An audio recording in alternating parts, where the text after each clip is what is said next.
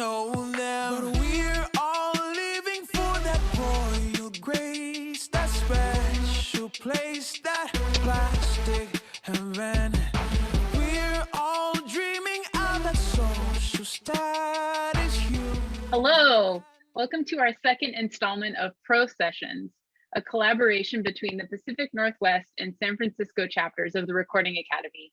I'm Jessica Toon, Executive Director of the Pacific Northwest chapter. Today's session of this three-part professional development series will focus on knowing your worth. We hope you enjoyed today's conversation and will come back to join us next week for the third and final session, where we will mix up the format and invite you to a workshop with your peers and our facilitators. Now, I'd like to introduce my friend and colleague, Kristen McFarland, Executive Director of the San Francisco chapter. Hey, Kristen. Thanks, Jessica. Hi, everyone. This Pro Session series is designed to help you explore managing your independent music career like a small business. Thank you in advance to our presenters, Andrew Joslyn and Chalista, who generously provided the foundation for this program, and to our moderator, Sarah Jones, for leading this important conversation for all of us. We appreciate them sharing their time and expertise with us. Let's meet them, starting with our moderator, music journalist and SF Chapter Secretary, Sarah Jones. Hey, Sarah. Hi, Sarah. Hey, what's up? Hi. Hey, everybody. Hi, everyone, and welcome to session 2 of our Pro Sessions. I'm Sarah Jones. I'm a music journalist based here in the Bay Area. I'm a longtime governor of the San Francisco chapter. I co-chair our education committee with Chalista, one of our presenters this evening, who created this program. So let's start by introducing our presenters. Chalista is a nomadic performance artist whose politically concerned and revealing stage poems break down the borders between audiences and performers, disciplines, and genres. Her next release, Pariah, is set for fall 2021. And Chalista is a San Francisco chapter governor. Hello. Andrew Joslyn is a Seattle-based composer, orchestrator, violinist, and award-winning musical polymath. He currently runs his own production studio in Seattle, leads the Passenger String Quartet, and has scored several feature-length films. He writes music for artists, labels, podcasts, music licensing houses, and commercials. He's a Pacific Northwest chapter national trustee and a local advocate for music and the arts on the West Coast. Hey, Andrew. Hey, Chalista. Hey. Welcome back, everybody. So tonight we're going to go over a lot of deep information, but we're going to have a Q&A section at the end. So as you're listening throughout, save your questions and you'll have plenty of time to ask those in the last half hour. And just a reminder that we'll be doing some workshopping in the third installment of this series. So we encourage you to keep taking notes and dig in with your own business plan and come to session 3 with your materials, and we will we'll work on those with you. So thank you again to Chalista for creating this event and providing the framework almost a year ago. Thank you to Andrew for collaborating and sharing his expertise and for giving us a window into the details of his own business in today's presentation. Let's dig in. We're going to start today's presentation with some candid discussion of what are your greatest failures, which may sound like an odd way to kick off a business seminar, but the truth is everyone goes through the same process and makes the same mistakes, and we all face a lot of the same challenges. So let's start by, let's start with you guys. Maybe you can give me an idea of when you realized you needed to get some business skills in the first place. What was your turning point? I'll start. I mentioned this last week. So I was touring with a band for over 10 years. And I think after a year of touring where, you know, we're playing 100+ shows in a given year, and individually everyone was walking away with just around $6,000 in their own pocket money after these huge tours. And I think at that point was when I felt like it was really necessary to understand the business so I could actually sustain myself and be able to live off of my own art. So I think that was that was the moment for me.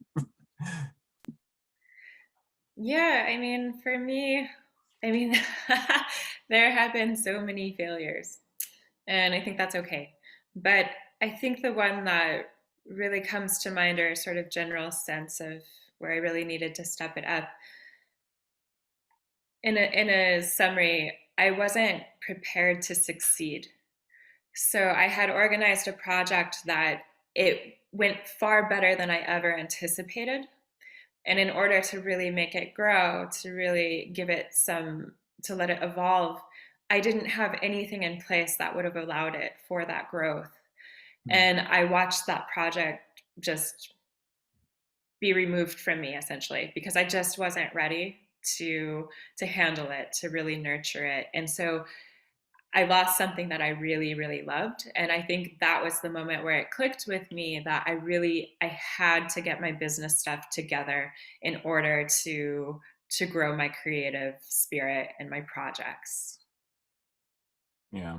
I think one thing that's also not really talked about too often, but I think there's also a fear of succeeding, which I've kind of dealt with.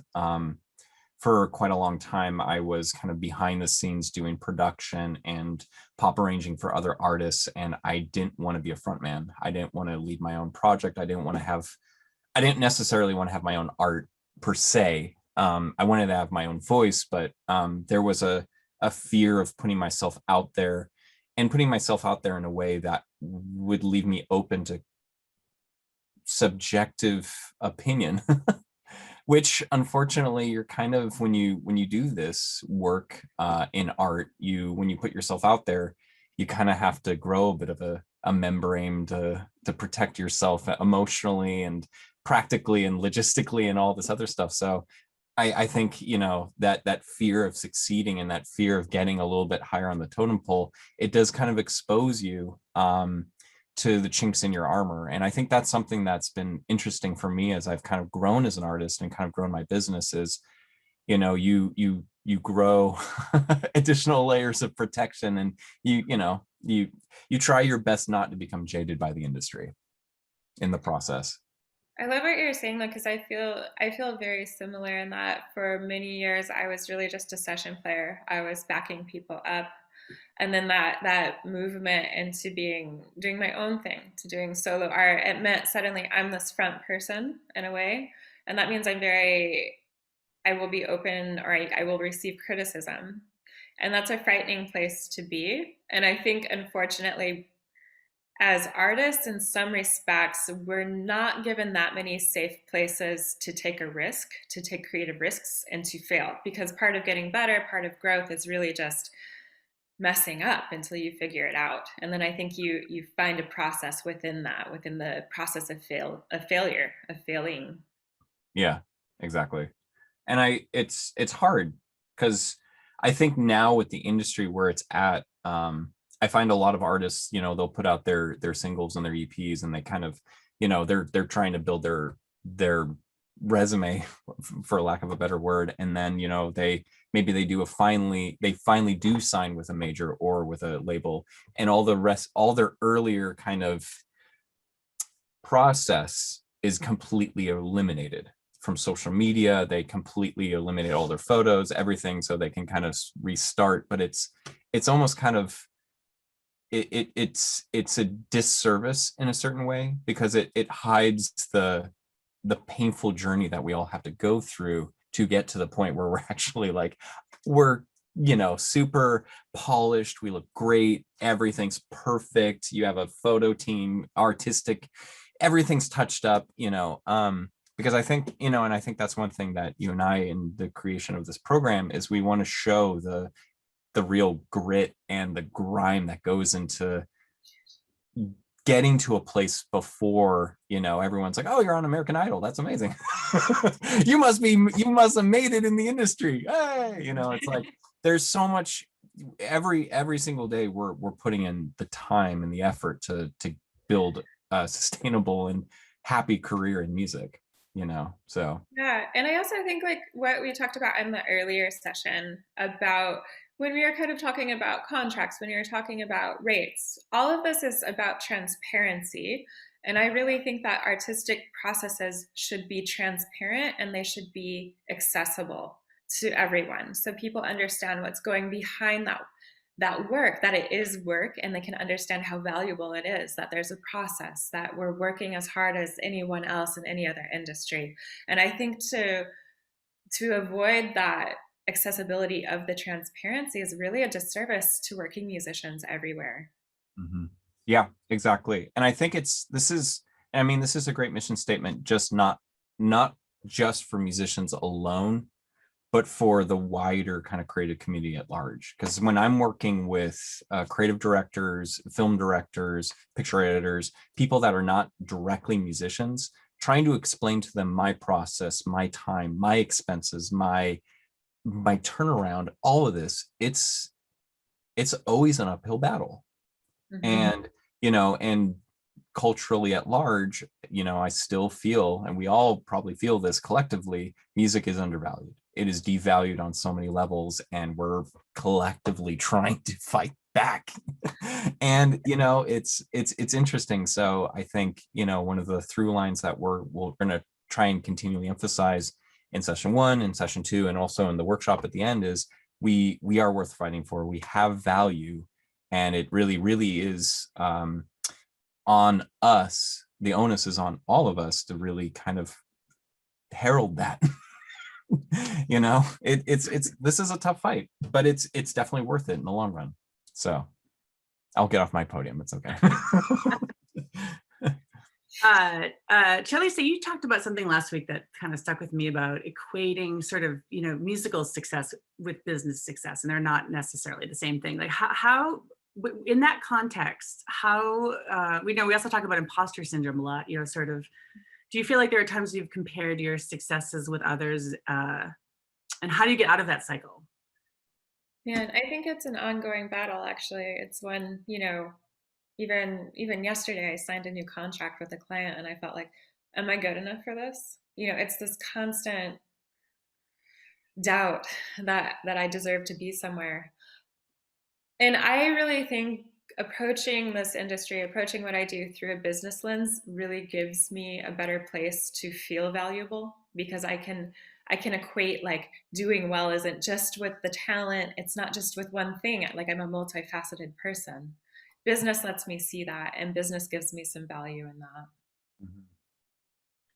I think, yeah, I think that's something that one of the best pieces of advice I've gotten was from a booking agent that I worked with for a number of years, like back in like 2008 through 2012. And a band I was working with at the time, we were getting booked at certain festivals, but we wanted to be booked at like, we wanted to be at Lollapalooza, we wanted to be at Coachella, we wanted to be at these big festivals. And we're like, this artist that we're totally on the same level with, we have the same metrics, the same ticket sales, everything else, why aren't we getting booked? And the booker was just like, don't worry about the rest of the market, worry about yourself. They have their own story, their own through line, their own trials and tribulations. That's not you. You need to continually just look at your own trajectory and your own narrative and your own kind of stepping stones. Don't worry about the rest of the industry. It's really easy to get lost in it. And I think one of the dangers of social media and doom scrolling and going through and being like, oh, why did this person just put the most rad video up, or they just got booked for this, what? Like, it's really so easy to compare, because that's the demonic kind of nature of social media. It's there to completely encapsulate your perspective, your attention. You're there, you're supposed to be focused on other people's lives, and you shouldn't. You gotta learn to back away and just focus on your own stuff. And I think having a good business and a good kind of structure helps you to just focus on like, okay, maybe I didn't do so well financially this quarter, but you can slowly see, you have metrics and a way to slowly see your own success grow. And I think that was one thing that was great last week with Chalista's kind of example, with having a set mission statement, a set vision, and seeing from like 2011 and I think 2012, whatever you had, and the growth that you've had over the last couple of years. And I think that's something that's really important for anyone to really focus on. Yeah, because it takes away some of that emotional component, the self-doubt and whatnot, and it just gives you solid data to look at, and you can see yourself in relationship to other people instead of in competition. It can be like they reflect maybe something that's working for you, or maybe something that isn't working for you, but it still has nothing to do with like your talent level or whatnot. It's just you in relationship to them, and it's the data you want to extract from that relationship. Right. And I think one of the bitter truths about the music industry is this is not a meritocracy. It's not. You could be the most amazing composer, guitarist. You could be the next Steve Vai. Victor Wooten. It doesn't matter. It actually doesn't. In a certain degree, when you're in the room and you have the talent, yeah, you'll get the callbacks. But if you're not a great person to work with, you're not up on the business, you're not keeping track of what your royalties are, you're not making sure you get paid, it doesn't matter how good you are. You're never going to get anywhere. And that's not a doomsayer kind of thing. It's just, the onus is on the individual to really realize, yeah, I have talent, but I also have self-worth, and I need to actually act on a certain business acumen. Like you have to have a foundation and a structure to actually see the growth happen. So do you feel like you have to compartmentalize those things as you're measuring your success? yeah, in a certain way. I mean, this is that conflict between left and right brain kind of thing. Like, and I think one of the questions last week someone had was, how do you divvy up your day? So like for me, for example, I try and front load certain days to be just business emailing meeting days, and I think during those days, like I really try and focus on the metric, spreadsheety, booking, all the back-endy kind of stuff that goes into having a music business. And then there's certain days where I'm like, I need to have a completely blank canvas, turn off all my phones, turn off my phone, not all my phones, turn off all my social media, everything, so I can give myself the space and the mindset to actually create. Because it's really hard to, create something that you feel really proud of in like a 2-hour session. It's not, so anyway, that would, yeah. What do you do when you get rejected? How do you stay positive, and how do you sort of, use that to sort of fuel your drive to succeed? I mean, I think Andrew and I have a motto, and it's okay to cry. And then get angry and then cry some more. Curl up into a fetal position. No, I mean, rejection is part of the game, and I think there's gradients of rejection as well. Getting through it, I think at some point, as you're doing all this stuff professionally, you learn to power through. You also learn to create space for yourself, to take care of yourself. That's one thing that I've been working on, and that's an ongoing process. But rejection is the biggest part of the game, I would say. If I'm going to throw out a statistic, I would say more than 90% of my experiences, they're rejections. Mm-hmm. If you're not getting rejections, you're not trying. Yeah, I think that's a good point.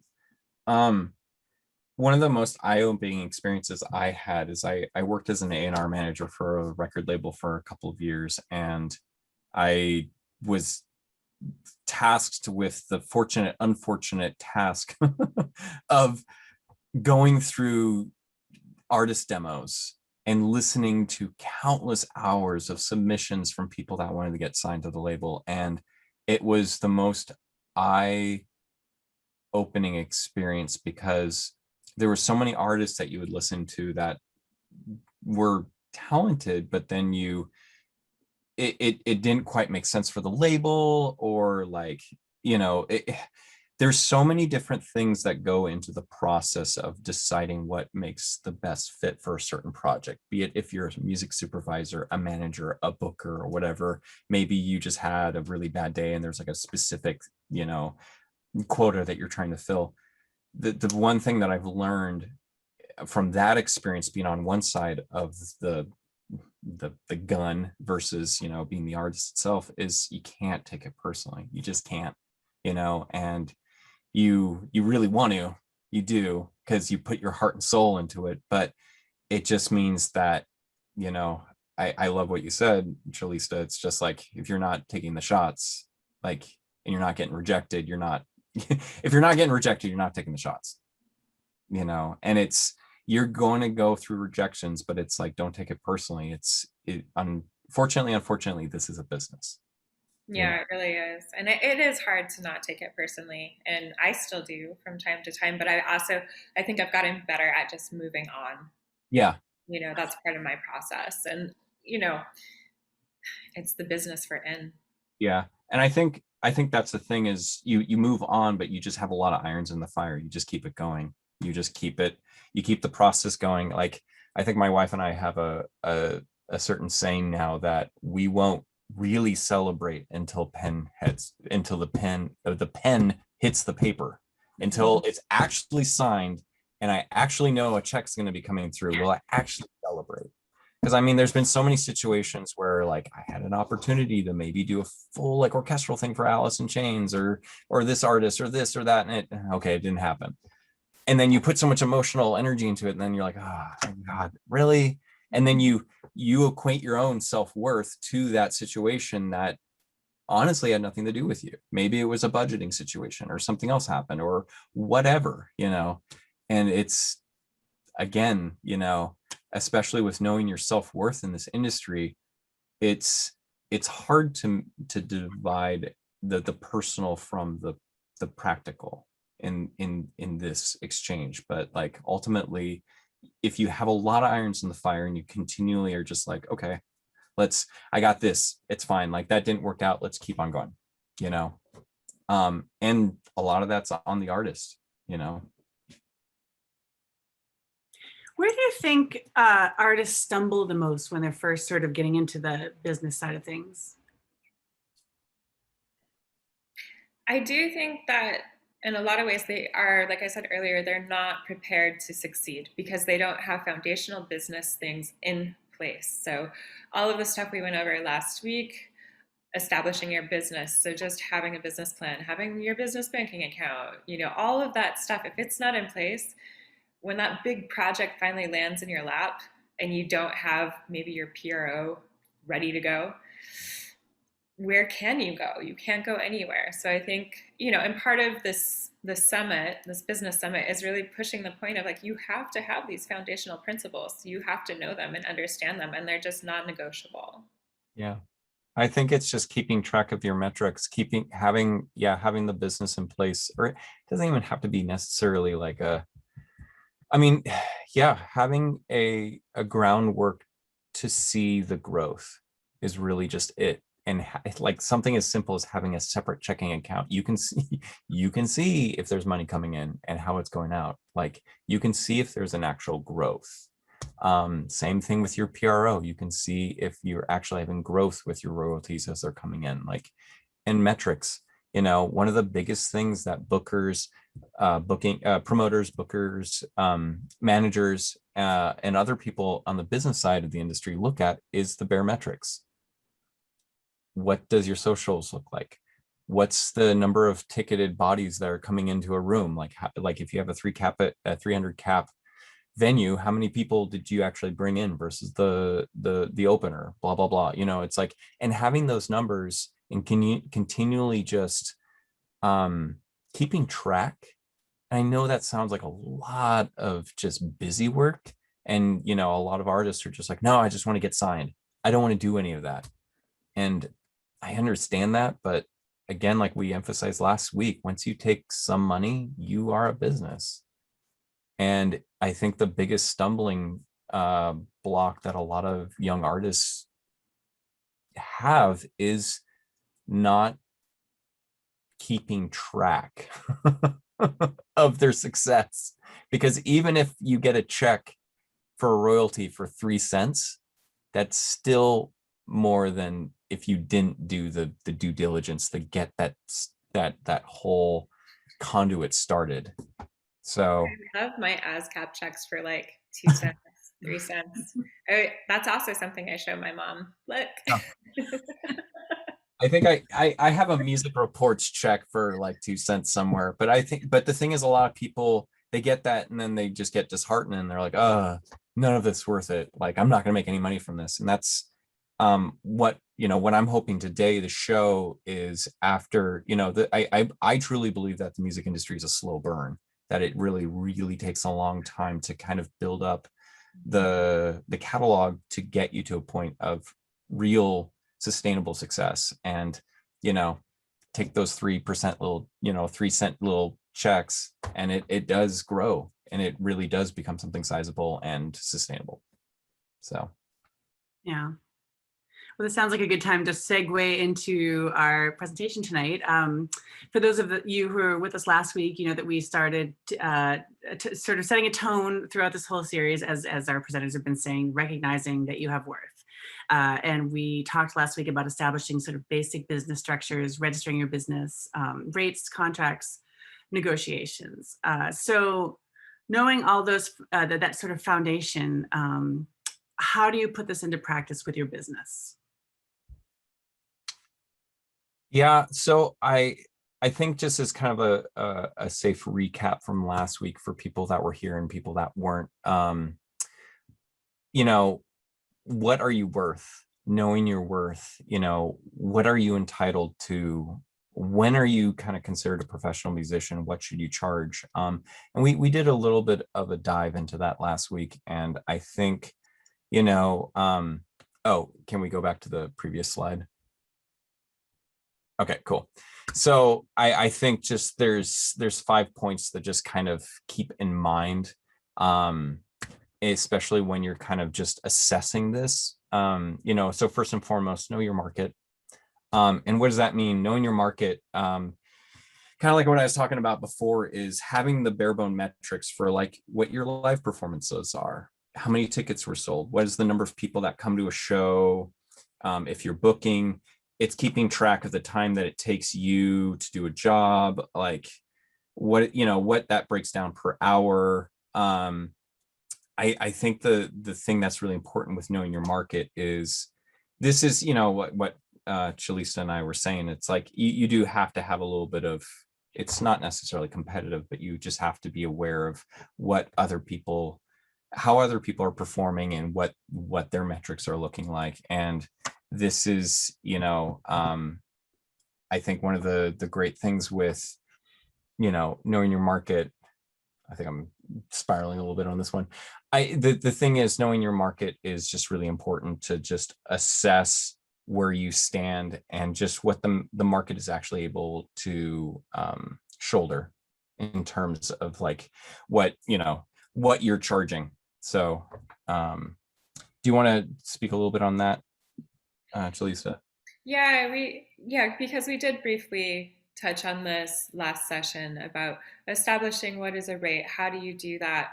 And as you said, knowing your market means knowing what are other people charging in the area. So you're not overpricing yourself or pricing yourself out, and you're also not undercutting. So you're keeping that market nice and viable and sustainable and supporting your local music ecosystem. Yeah. And I think that's something really important too, because a lot of young artists are so intent on just making a, you know, getting street cred, having a portfolio, having shows, and that they're just willing to play for anything, you know, like when I first moved to Seattle in 2005, I was willing to do a session for a beer and like $50, you know, but it was like a session would be like 8 hours. Mm-hmm. And looking at that now, I'm like, oh, that's just not great. That's not a good rate. That's not good. And I, you know, it helped me slowly kind of build my own catalog, and I kind of built up. But I think that's kind of a very early mistake for a lot of artists. You know, you don't take the time to know your market. But you know, one of the things, like, you know, knowing yourself and knowing your community. And the second thing is, you know, one thing that's really important that we are both proponents for is radical transparency. You know, in the next slide, we'll talk a little bit more about this, but being able to share rates without fear of feeling like it's going to be direct competition or someone's going to try and undercut you. Because I think setting rates is really important, but you know, people can charge whatever premium they want on top of stuff, but I think it is incumbent on all musicians to have a baseline. Yeah, we should support each other with that baseline. And I think, because also it's not just the transparency, but again, it's the access to those numbers. Yeah. Musicians need to know what a baseline rate is. It needs to be established within the community you're working in. And yeah. I think that, like you said, there's some fear, of course, that the client might go to someone else and you'll get undercut. But I think what actually happens is you've educated a whole community of musicians who are now all together and banded in this baseline rate. So if the client goes somewhere else, they're going to get the same thing. But if no one knows the rate, how can you ever have a baseline? Yeah, it becomes kind of a wild, wild west kind of equation. And one of the handouts that you guys will get this week is actually a document from 2009 that I found years and years and years ago from this organization called Meet the Composer. They've now kind of moved into I think they're in New Music USA, right? Is that what they are? Yeah. Yeah. This is a document that I've actually been using for years. It's a nice PDF, and when I've worked with other musicians, but also when I've worked with, other film composers, with film directors, with music supervisors, with any other people that I'm working with, having a baseline document that states, hey, here's just kind of safe ranges to charge. And I think for knowing your market, I think that's really nice to have, because it takes a little bit of the pressure off of you to be like, I'm worth $500 for this project. I'm worth blank for this project, because having that where you hand it to a film director and they can see, oh, hey, page 3. Okay, yeah, that's how much I should be charging. It gives you a little bit, it just gives you a starting point in negotiations. And that's important, It's like a little bit of leverage, right? Yeah. And also when you're new and it's so frightening to charge, right? It's so frightening to demand what you're worth. Having something like that, just to come in with that, it's so just, you feel bold. Yeah. And it's nice to have market researched documentation, and that what is being handed out is also crazy because it's from 2009. So I've even used that as a bargaining chip, being like, this is what it was, 10, 20 years ago. And, you're not even willing to pay me $50. So, and as we mentioned last week, number 3, knowing your expenses. Obviously, if you have a lot of people that you're hiring to do a project, you got to make sure what you're going to be ultimately profiting, so it's keeping track of those numbers, knowing your client or who you're working with. And this is going to kind of start tailoring to the rest of this presentation. If you're working with other musicians and you're trying to co-write a song together, understand what your worth is in that situation, in a co-write session. Or if you're working on trailer music, what are you bringing to the table? What's your worth in the equation? Why are you already in the room? And being aware of that, and also making sure that it's something that you hold true and dear to your heart, when you're figuring this all out. So, yes. And then, the final one is know other ways you can make money in the long run. And the rest of this presentation will go much more into that. So obviously there's other ways of making money other than just upfront. Here's a check, here's cash. So one thing that, with knowing your worth, we want to talk about is definitely much more the back end that happens. So, but before we get into that, one thing that we wanted to talk about is specifically, our own kind of rate setting and some examples of what that looks like. Yeah, do you want to talk a little bit about one of your rates and breakdowns and what that looks like? Yeah, sure, I'd be happy to. It all reminds me of being so fresh and starting out and just not knowing and I didn't know who to ask, and sometimes people wouldn't share their information, and I wish they had just told me.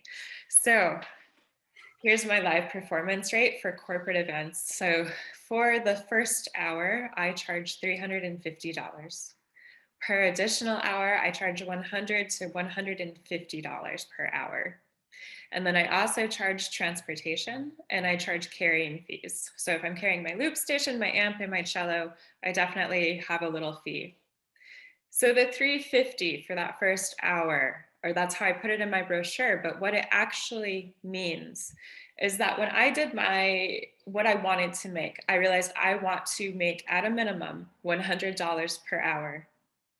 That $350 means that if I have a load-in time of an hour to 2 hours before, it accounts for that. So I'm getting paid. I'm not just sitting around without payment. After that, I can have the normal fee. And it just took a lot to develop that rate. I had to look at my expenses. I had to ask a lot of people what they were charging. I had to look at the market in my neighborhood. So I was living in the Bay Area when I set up this rate. And all of that went into that formulation, which is something I put into a rate sheet that I give to my clients so they also understand why I'm charging this amount. Oh yeah. Mic So drop. mic drop. So for the rate that I kind of do a little cross section on. So I normally I'll do kind of pop arranging for artists, and one of the kind of the most common things that I'll do is a string arrangement on someone's track. So normally it's somewhere I think base rate is usually between 400 to 600. And how I come to that number is this is usually, 4 to 5 voicings. If you guys are familiar with music theory and stuff. So it's like, like a violin 1, violin 2, a viola, cello, and a bass line for a full kind of like string arrangement. So depending on the complexity of arrangement, give or take, when I'm done with a recording, the basic amount, like a recorded number of string parts is usually 14 to 16 violin passes. And this is all usually recorded remotely here. And this is something that kind of I developed over COVID, just, when it was impossible to get larger groups of musicians in the same room together. So typically I'm doing 14 to 16 string passes for upper violin, 6 to 9 viola passes, which just that alone for most pop tracks roughly comes to an hour of just raw recorded audio. And that's without revision work, any retakes, anything. Just sitting there recording just raw audio into like Pro Tools or Logic.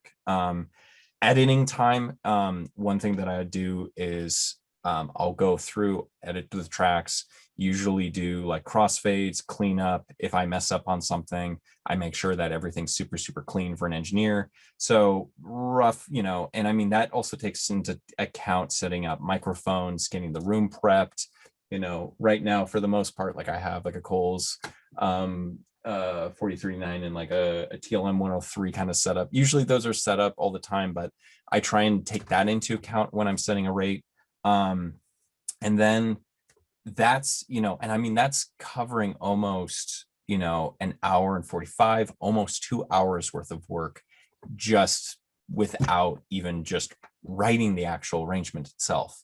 And also doesn't account for if I need and I will always bring in cellists and stand-up bass player if I need to. So their rate is also kind of thrown in with the bass rate as well. So paying out remote musicians, usually the other thing I'll do too is I'll load up a lot of songs in a single pitch to an artist or to like a session musician. So I'll usually have 3 to 6 songs at a time that I'll send to someone, and then just tell them, hey, like I need, 3 to 4 takes on each of these songs. So give or take, I try and keep it to 60 to 75 an hour per my contract musician.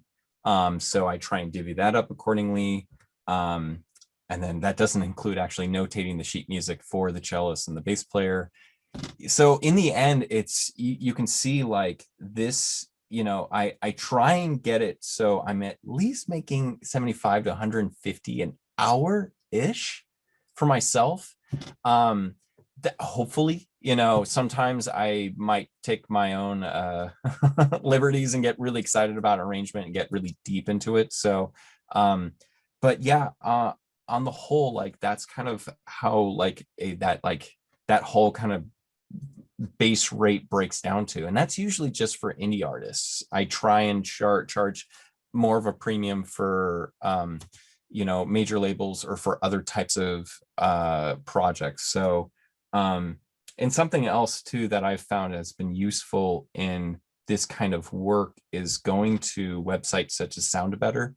I don't know how many people are familiar with that website, but it's a great kind of contracting website for musicians that I use quite often. And, like I'll look at what other pop arrangers are charging, what string session players are charging, what horn session players are charging, and kind of just make sure that I'm, not too over, like essentially when we were talking about knowing your market, making sure that it's not too crazy, but also making sure that I'm like, I can make sure I can sustain myself and eat. So that's kind of, I think that's kind of like a safe breakdown for what both me and Chalista kind of charge specifically, just like a slight deeper dive from last week. Yeah. It's really, that information is so powerful. I wish more people would be as transparent with their rates. I think it would be better for everybody. How about we dive into a little bit deeper into the specifics of how this all breaks down? Okay.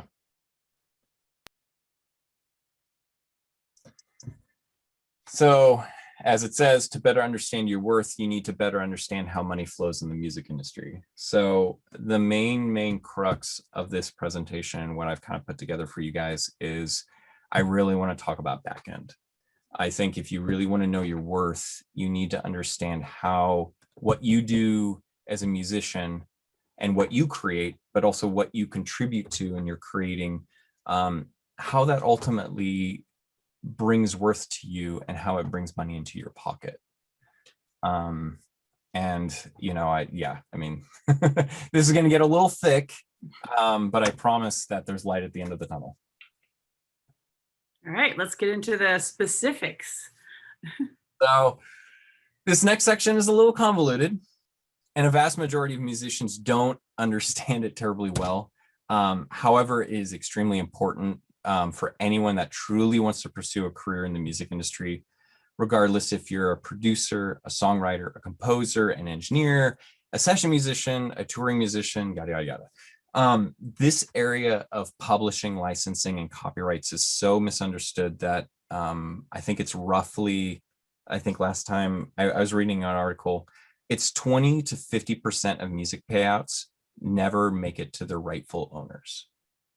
And let me repeat, so like up to 50% of the money that's being generated actively in the industry will never make it to the people that actually are due. That's a lot of money being left on the table. And, I think, again, to reiterate, musicians need to know their worth, and this is a huge part of your worth. We're in an industry that, one thing that I'm really excited about and that I've loved about the music industry is, you take like a painter, they paint a picture and they sell it, and it's transactional. It's one time, that's it. You have that painting, unless you make reproductions and stuff, but just in the initial selling of one piece of art, that's it. Versus music, in the marketplace, once it's released, you have all these systems in place that will generate additional revenue in perpetuity 70 years after you're dead. That's an amazing way of building value over time. So, okay, so let's get into this. This is a slide that I put together. So specifically, there is two sides to making money in the music industry. Knowing how these two separate halves coexist is essential to understanding how they each earn revenue for the use of your music and the recordings that you are contributing to if you're a session musician or producer, engineer, yada, yada, yada. So on the left side of this, we all know about the recording side. Like I said about paintings, it's transactional. You make a record, you pay for it, you pay for the printing of it, you pay for vinyl pressing, you pay for distributing it, you pay for marketing. Hopefully, in the long run, you make some money from sales to recoup your initial investment. And, this is the world of producers, performing artists, featured singers, record labels, and session musicians. We all know this. This is pretty,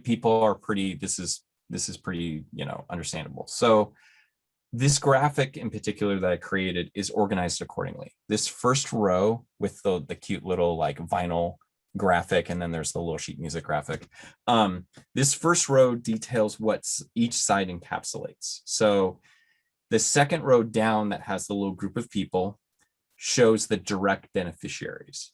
And then the third row shows additional players that are involved on each side of the equation.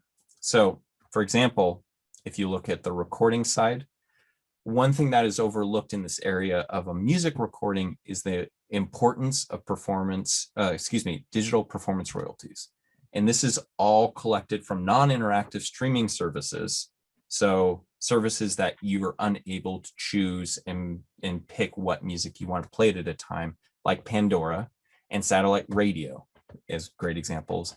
And this is all currently directly collected by Sound Exchange.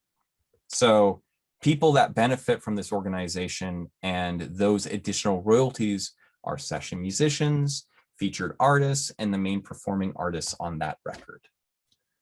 If you don't register with Sound Exchange, you don't see any of that additional money, which is entitled to you, which you're worth, which, you know, again, like I said, 50% of money doesn't make it to the rightful owners.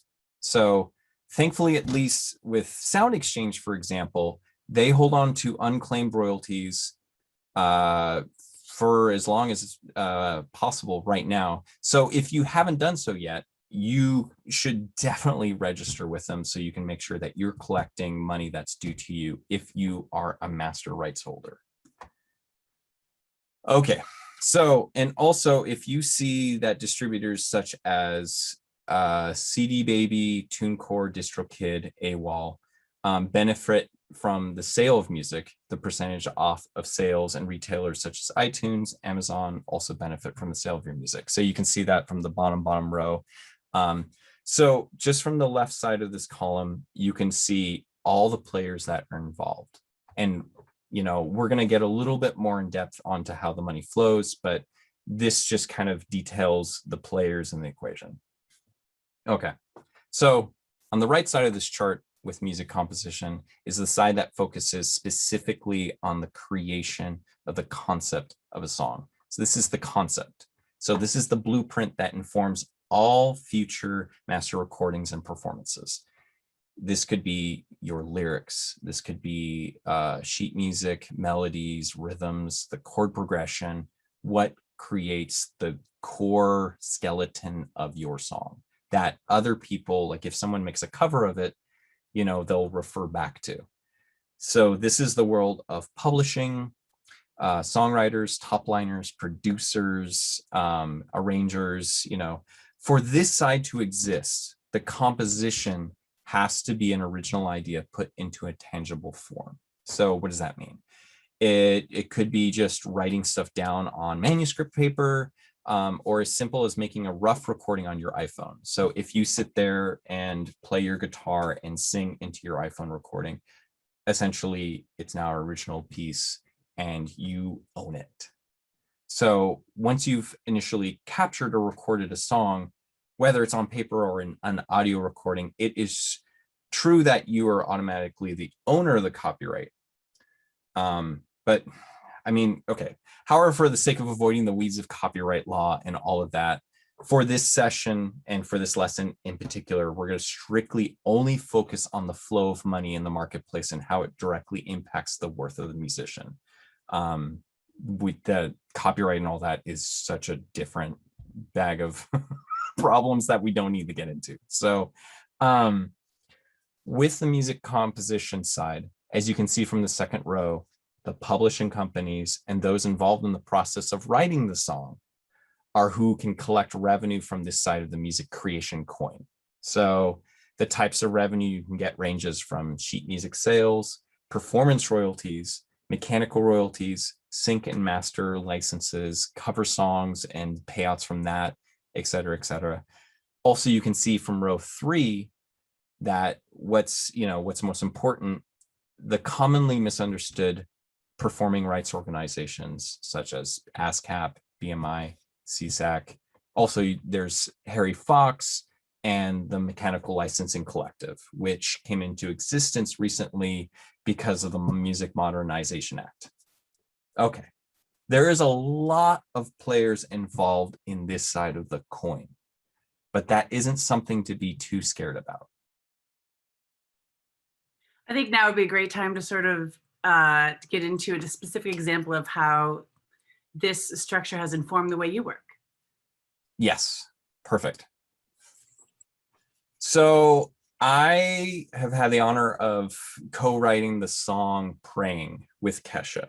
And this here is a publicly accessible screenshot of what's called a BMI repertoire search. So with BMI, ASCAP, CSAC, which are the PROs, you can go to any of those websites and you can do a song view search, which gives you a breakdown of who the writers are, who their affiliations are with, and who the publishers are. So right here, this kind of gives you kind of a nice breakdown of who the power players are involved in the creation of this song. And we'll go to the next slide. So using this example and going back to everything that I just talked about, the flow of money, it will break down as such. Say $1,000 hypothetical master sync license comes down and is presented to the team. A master sync license, for people that don't know, is a license from a film studio, a TV studio, a music supervisor that's specific to having your music in a moving picture. That's why it's called sync, synchronizing your music to something that's outside of the medium. So when the master specifically relates to the music recording side, and then sync relates to the music composition. So just to be super, super focused on that. So if $1,000 comes down, typically based on a most favored nations clause, things will be split 50-50 down the middle. So immediately 500 would go to the music recording and 500 would go to the music composition. That's pretty standard. It's not too often that will change. So, but for the sake of this argument, let's just have that be the focus. So immediately 500 goes to the music recording. That breaks down to a percentage to RCA Records and Kemosabe Records, which is who has signed Kesha. Kesha as a performer will get a percentage depending on her contract with her record labels. Has the record labels recouped? What does that look like? A percentage, hypothetically, would also go to Ryan Lewis as the producer on the track. This is all hypothetical. I'm not giving any actual numbers just for the sake of educational purposes. So don't read into it. The beauty that I love about all of this in music licensing is the fact that this will start generating revenue in the long term. So these little yellow arrows at the bottom of these slides, so you have later royalties that pop up. And this is an area that maybe not a lot of musicians are aware of. Up to 5% of music and money up to 5% of money that's derived from the release of this music in the film will get collected by Sound Exchange and distributed to AFM. AFM is the American Federation of Musicians, it's the union, and any musicians that were involved in the session recording. So there was horn players and there were string players. I conducted a string orchestra that was involved in Praying. Every single one of those musicians, I had to provide a piece of paper to the union that stated, I was the arranger, I was the conductor, here's the first violinist, here's the second violinist, the violist, the cellist, blah. Here's the horn players. I provided that documentation to AFM. What they do is once a track starts, generating money and is out in the marketplace, and with this equation, when a track is in film, inevitably it's going to just get it out there even more. People are going to get more excited. They're going to see it in the context and be like, oh, wow, this is amazing. So what happens is 5% of those royalties then get distributed to all those session musicians.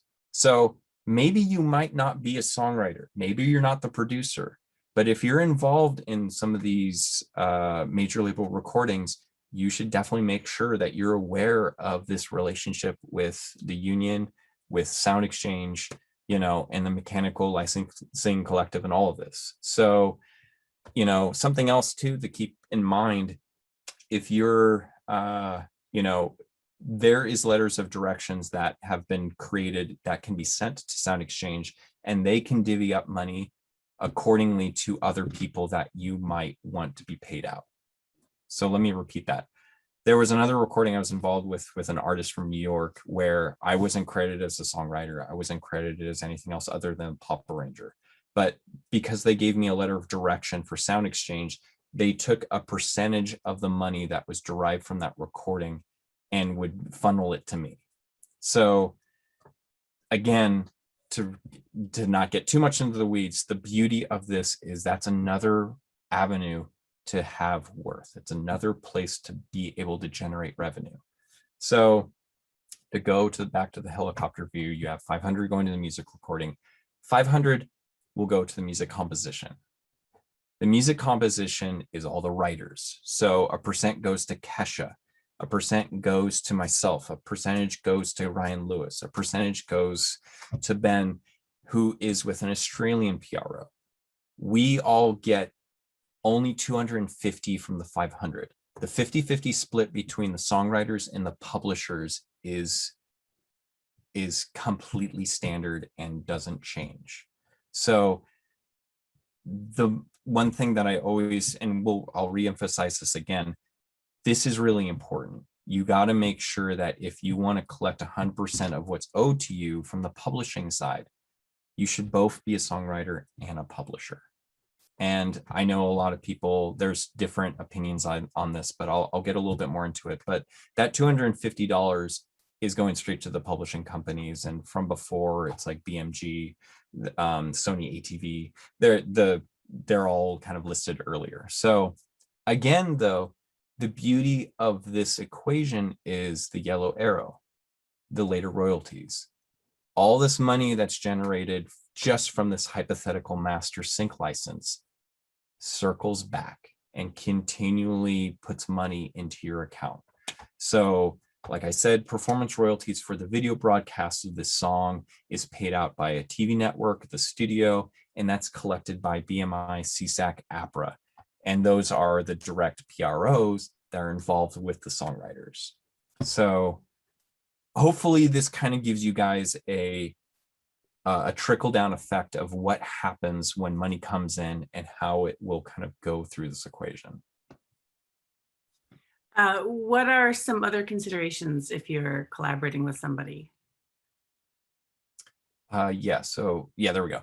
So the thing to keep in mind, so since we're just focusing on worth and focusing on building your own kind of catalog, you know, with this information, you can see that there is additional ways that you as a musician, as a producer, engineer, or whatever your given role is in the industry, there is ways for you to take pieces of the pie. As Chalista and I kind of mentioned in lesson 1, everything is negotiable. And, you know, it's very often, so one of the second point down, if someone is unable to afford your full rate, it is completely plausible to discuss the possibility of percentages of songwriting or master depending on your contribution. So there's been many times when I will present my full pop arranging rate of 600 or whatever to an artist, and they're just like, I can't afford that. And if I've done a full-blown orchestral treatment for them and it's, you know, 5 minutes full of cinematic glory, I do feel like it's within my right to discuss with them, hey, I think it's plausible for me to discuss having a percentage of songwriting, or if they're more comfortable with it, a percentage of the master side. The thing that I always kind of keep in consideration is payouts from your PRO, ASCAP, BMI, CSAC, is automatic. This is, I think it's on a 9-month processing cycle. Correct me if I'm wrong, but this is money that will continually end up into your PRO account if you are correctly registered and if you are updating your account regularly. However, with master splits, sometimes it's a little dicey depending if you're working with an independent artist. And this is something else, again, as we mentioned at the beginning of this lesson, keeping track of your metrics, also keeping track of your accounting. So I've worked with a lot of independent artists that I supposedly have percentages of their masters. It sucks to continually bug them on a quarterly basis for percentages of what they make from a recording. I think, that's a difficult conversation to have, alone just saying, hey, I'm of worth, but also to continually bug them for collections. It's not fun. So I usually, just in my own personal work, I try and do a PRO because it's, so much easier to work with a third party like a PRO, like a BMI, and bug them for collecting money as opposed to your friends and colleagues. So, but that's just something that I've seen. However, when you get into work with licensing and trailer music and other stuff, the payouts on the master side can be pretty significant. So again, these are all practical considerations to kind of keep in mind as you're working with musicians, as you're creating your own music and you're working with people that you're hiring. So again, everything's negotiable. This is all part of the same pie. So you just unloaded a lot of information on us and a lot of type on the screen. I'm sure everybody's sort of digesting it all.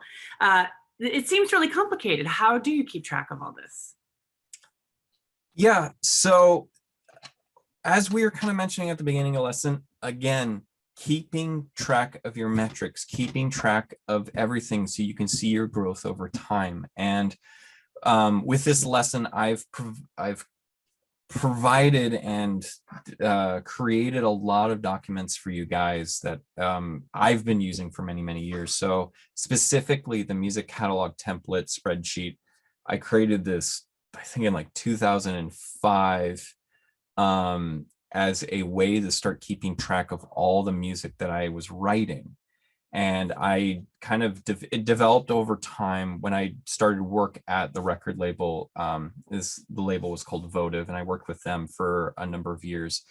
I built in a lot of extra additional columns. So it's a pretty sizable spreadsheet to go through, but the top column, or the top row, excuse me, gives descriptions of every single field and why it's important and how it should be populated. And then the next row down, I give an example. So the reason this is important is keeping track of every song that you ever contribute to, on master, on licensing, on songwriting.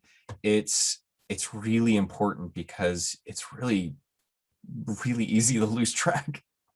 Honestly, it's so easy to lose track. And there's times when I can't remember what the percentages are, or I can't remember who did what. And, having a spreadsheet like this that also has people's contact information, because one of the biggest things in licensing or a music supervisor is they want to make sure that they can quickly contact all the rights holders and clear it.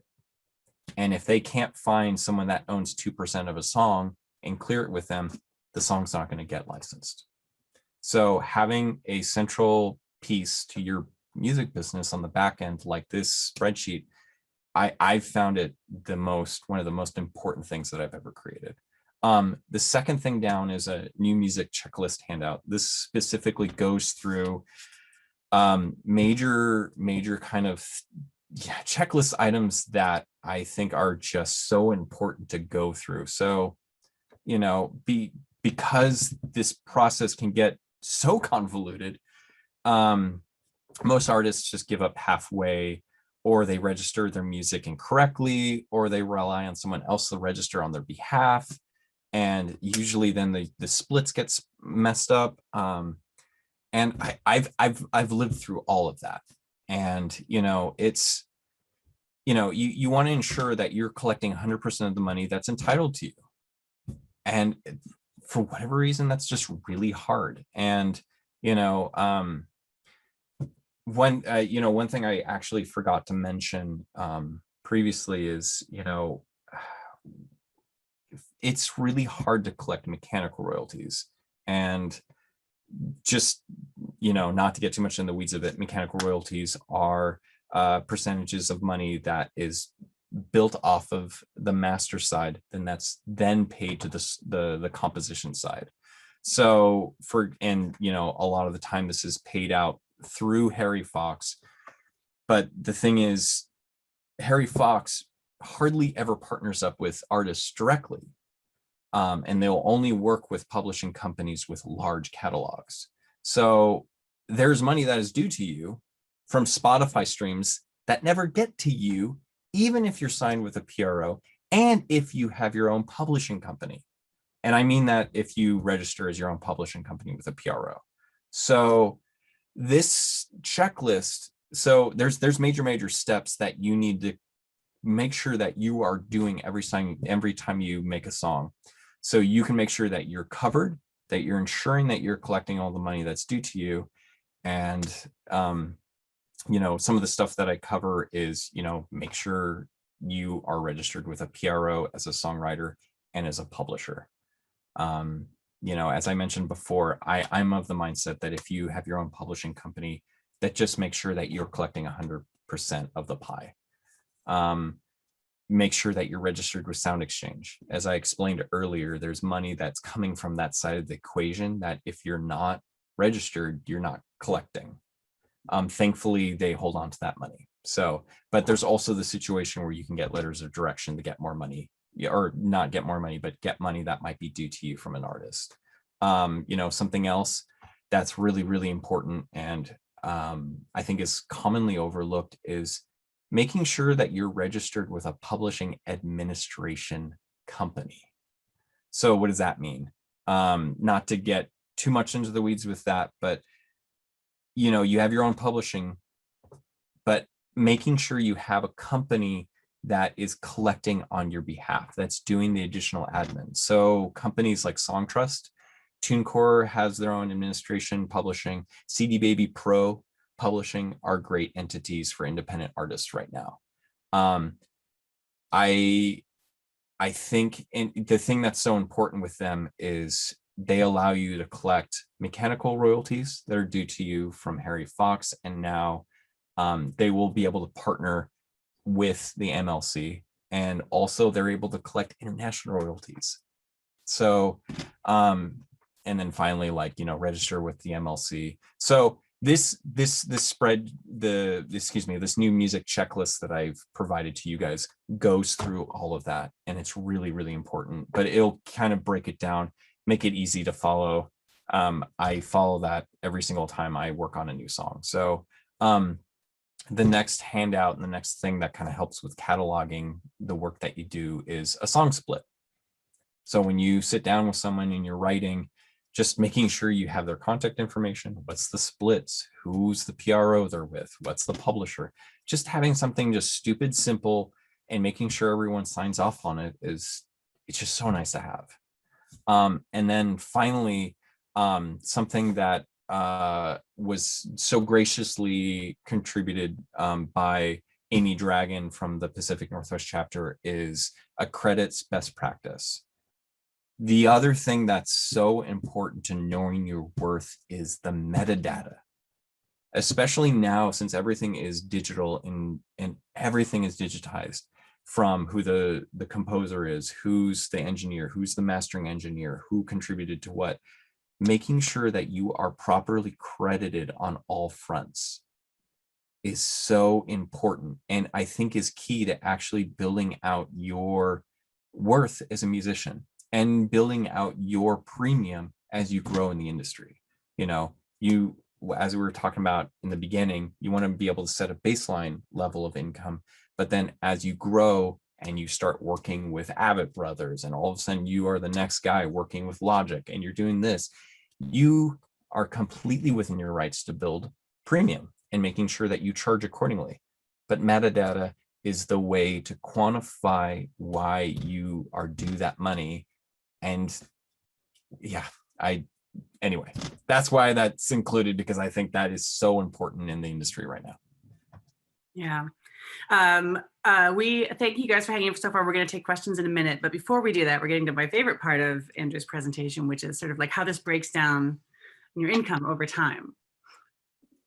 Yeah, so this is the personal case file, and I again thank you guys so much for hanging with me on this, because I literally took a 12-week course that I've written and compiling it into 45 minutes or whatever we have. So the reason this is so important, and I've had a lot of people come to me being like, well, I got a check for 5 cents. This doesn't seem worth it. This seems completely just not worth my time, and it's a lot of work. And so this is from 2019. This is a complete cross section of my income from that year.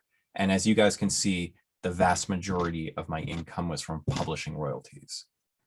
And this is, I hope this is a really strong example of how important keeping track of everything is.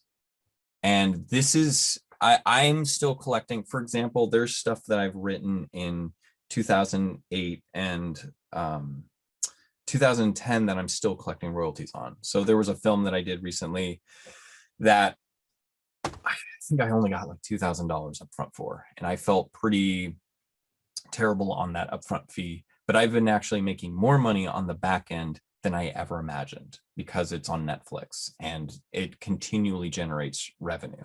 So again, you can see 45% is publishing royalties.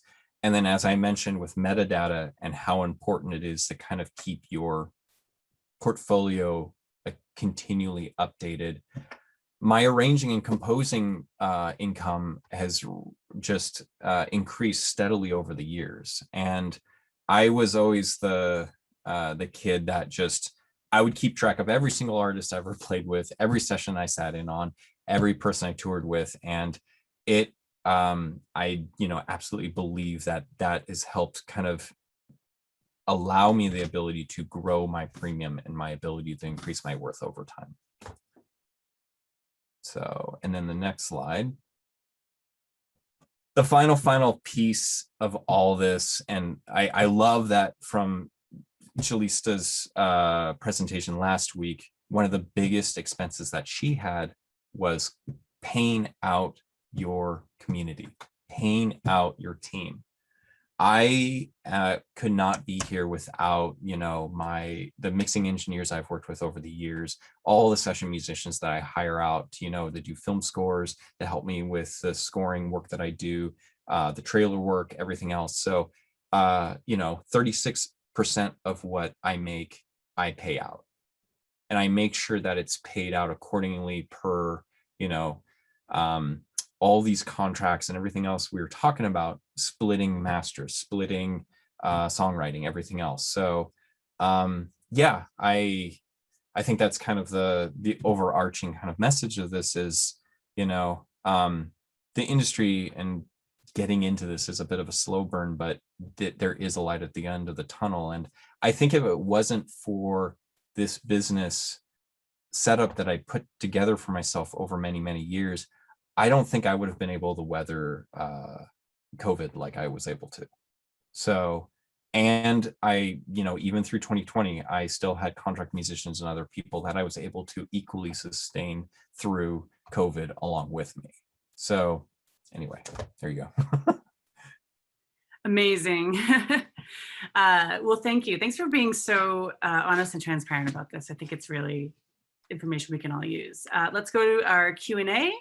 The first question is for Chalista. This is from Tony Brook. Chalista, you said you charge more for the first hour, which makes a lot of sense to account for additional overhead hours. Did you say that you don't charge a per hour rate for sound check on site, or do you bill per hour for all hours on site, including sound check, and the overhead is just offsite hours like planning, billing, contracts, etc.? Yeah, so that first hour encompasses the sound check for sure, because I've always built that into it. And then additionally, I charge things like carrying fees or whatnot. So that's away from that rate. But that's something that is in my rate sheet that my client can see directly. So they know exactly what I'm charging. And so transparency also for the client as well.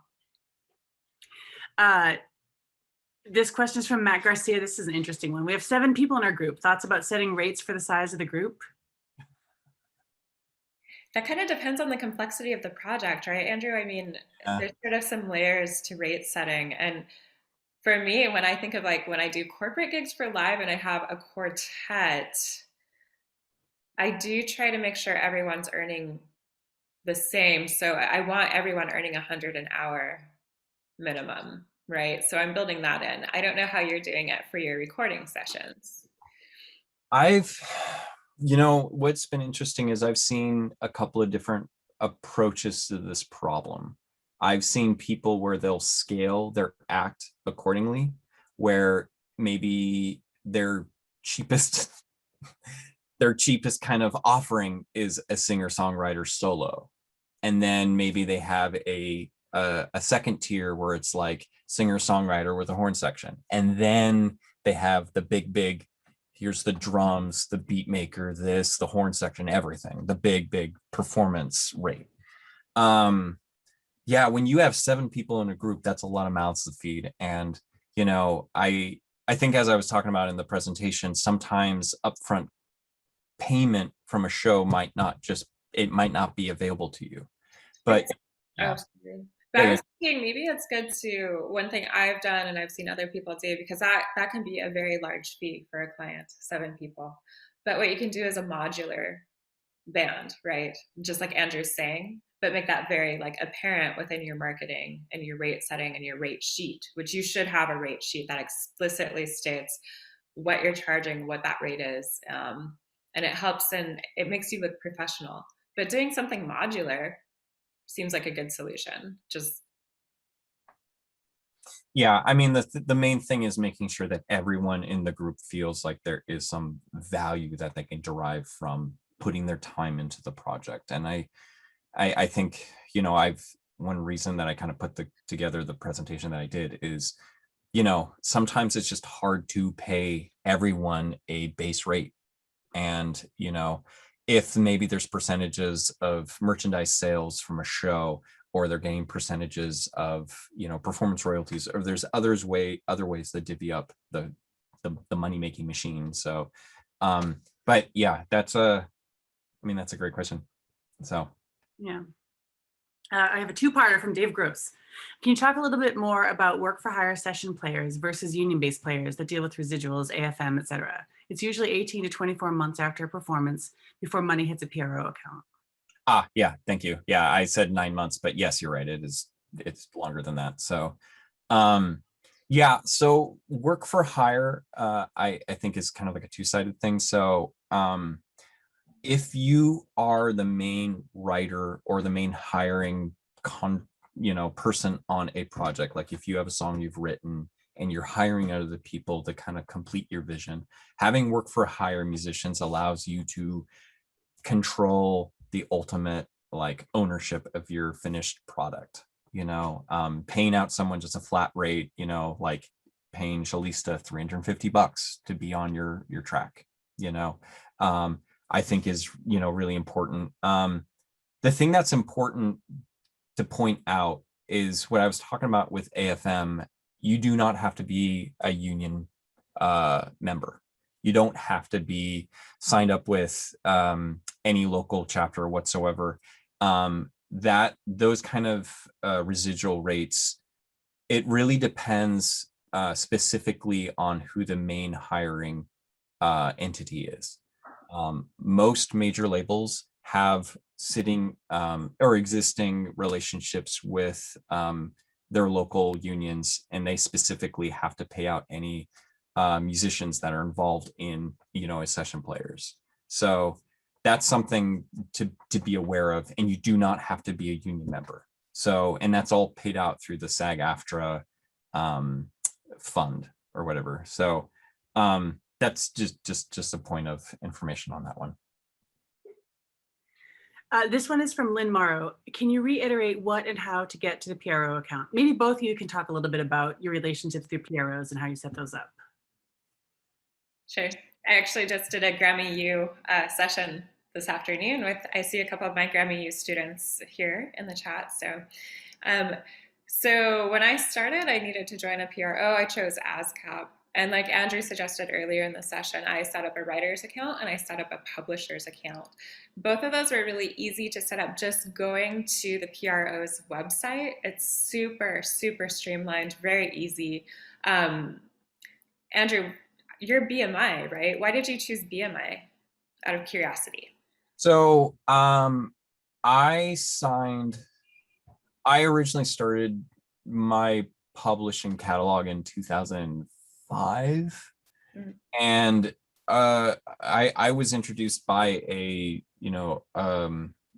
guitarist that was helping the band I was a part of kind of get into publishing. So he had a publishing company with BMI and he was going to administer our publishing.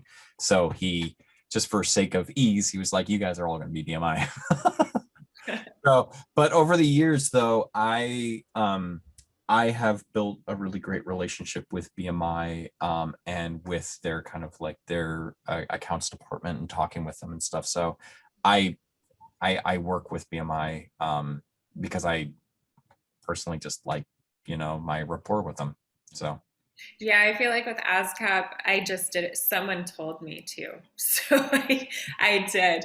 But it did work out really well. And I also found that they're very responsive to questions just via phone, even if you have a question. So I mean, I think it doesn't matter too much which PRO you choose, but you need to sign up with a writer's and a publisher's account so you can get your 100%. So that's just do it because we told you to. This question is from Damien Buxton. Does Audium do the same publishing administration work that Songtrust, TuneCore, Music Administration, and CD Baby Pro do? Maybe you can just talk about that, just even in a more top level sense about distributors and what they handle for you. And yeah, Damon, I just pulled up their website because I'm trying to get a little bit more information about them. So I will be honest, I don't know terribly a lot about Audium. So I would probably, that will be more of a, off session kind of conversation. I'll do a little bit more digging on that, but I don't, I'm looking at what they're collecting. It seems like digital breed production collection or agency. Yeah, maybe Damon, I'll follow up with you. To be continued. It'll be in the handout. Continued. Sorry, we'll leave you in suspense with that one. Freya, do you have anything you want to add about distributors? No, I mean, I was just thinking during this whole thing, because my income is really derived from live performance, but with the pandemic, that has certainly shifted. And so more recently, I've had quite a few film directors and different people for visual media approach me about placing my music in their work. And I've never been happier than now to have done that good foundational work of making sure I've kept track of my catalog, that it's registered with a PRO, that it's copyrighted, all the things that Andrew talked about. I'm so grateful that happened because I'm ready now to succeed. I still have tons of questions, and recently I just signed with a little music licensing firm, and I've been bugging Andrew like nonstop with questions about this, that, or the other, and you've been very generous with your responses. But, we're still, even us as professionals, we're learning, right? We don't know everything. And so again, it points to the fact that don't be afraid to ask your community. There's people who want to share their knowledge. And it's okay to not know, but I think it's not okay to not ask. So I just want to stress, especially because I have my students here tonight, when you don't know, don't hesitate to ask, please. That's my PSA. Okay, this is from Jody Queen. I hope I'm saying your name right. How does Netflix pay out their music royalties? Is it per stream, and are they transparent about it? Good question. I only get the